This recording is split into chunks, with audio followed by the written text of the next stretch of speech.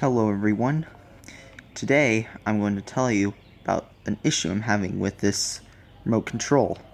Controls this fan right here. There's the light. One of the problems is that, first of all, high speed requires you to mash it and firmly press it in order to get it to work, which is a really big problem. Second problem is when dimming,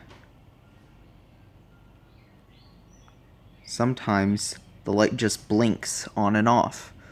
Of course, it's not doing it now, but sometimes it does that. Has done it before.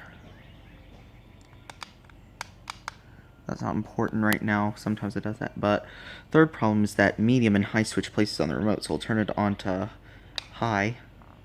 Well, medium first, because medium's faster.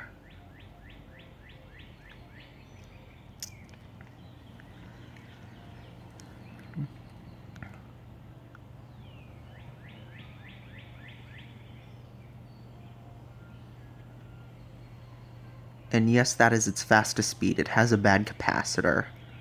And no, it's not the capacitor that's causing the remote to switch the speeds. The pull chain speeds, or the factory speeds, they're in the correct order on all, remote combinations. So I'll turn it on high, or high. As you can see, it's slowed down a bit. That is a pretty big problem. Yeah. Once again, yeah. High. Sometimes you have to firmly press it in order to get it to respond. And look, sometimes it turns that light on over there. And yeah, this is a very big problem. These remotes are really cheap. They're very cheaply made, and they don't always work great. Turn that back up. I'll watch it dim back down.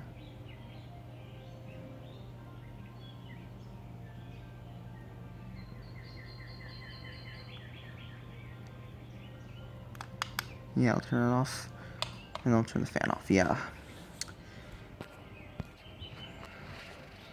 Next, we're gonna do a problem that the remote on this fan has. Stay tuned.